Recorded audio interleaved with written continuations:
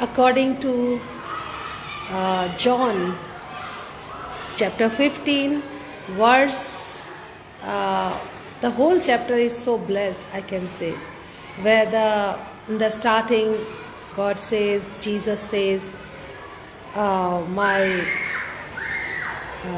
if you are in me, you will be fruitful. Hallelujah. I am the vine, I am the true vine. प्रभु के लोगों के लिए वो एक दाखलता है और वो कहते हैं जो मुझ में बना है, जो मुझ में बना है, bring fruits. The person who is in me, जो मुझ में बना रहेगा वो बहुत सारा फल लाएगा और उसका फल बना भी रहेगा. पहली चीज़, 3 things we have to see, 3 blessings we are having in and through this verse. If we are his branches, और if we remain in him, हम उसमें बने रहते हैं तो हम क्या लाते हैं? फल लाते हैं और बहुत आयत से लाते हैं और वो फल बना भी रहता है. आपके अंदर एक फ्यूचर सिक्योरिटी मिलती है, आपको एक फ्रूटफुलनेस की अबंडेंस मिलती है और वो आपको एश्योरिटी भी दे रहे हैं. हालेलुया. आज कोई एश्योर नहीं कर पाता आपको. हस्बैंड वाइफ को नहीं कर पाता, वाइफ हस्बैंड को नहीं कर पाती, पेरेंट्स बच्चों को नहीं कर पाते, बच्चे पेरेंट्स को नहीं कर पाते.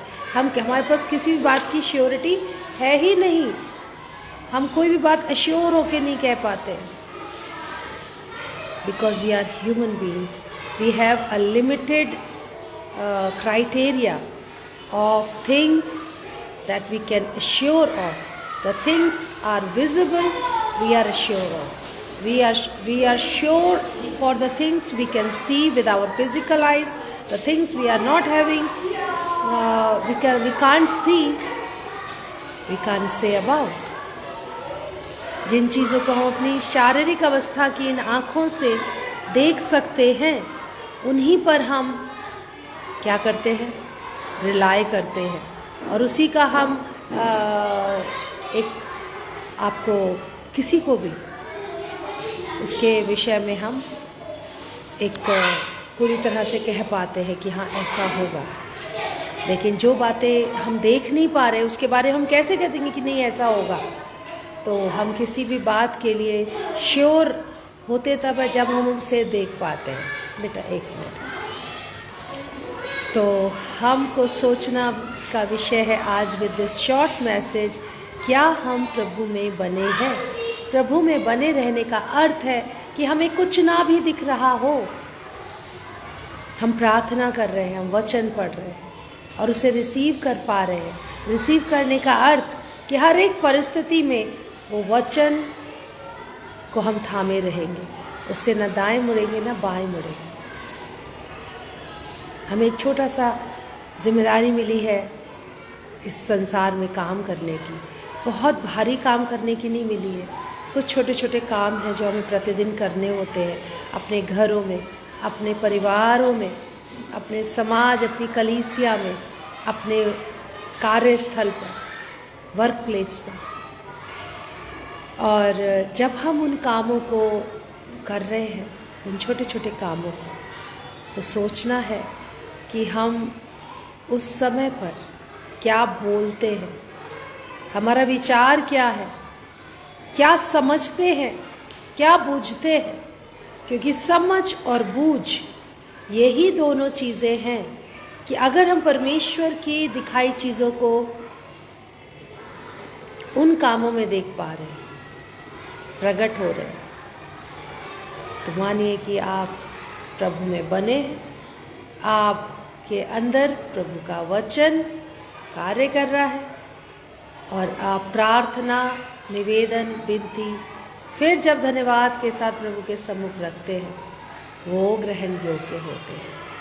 तो समझ के साथ, psalmist also say praise him and worship him with understanding, not without understanding. समझें, समझ परमेश्वर की चाहिए, क्योंकि बार बार मैथ्यू, मार्क, जॉन में बार बार इस चीज़ को, यशाया नबी के उस वर्स को लिखा गया है कि ये देखते ही रहे मगर ना समझे, ये सुनते ही रहे मगर ना बूझे, और ना समझेंगे ना बूझेंगे तो क्या होगा कि ये लाइन नहीं हो पाएंगे मेरे साथ, विश्वास में नहीं बढ़ पाएंगे, क्योंकि समझने के बाद ही हम विश्वास करते हैं। वैसे ना समझे जैसे संसार समझता है, परंतु वैसे समझें जैसे परमेश्वर आपको समझाना चाहते हैं।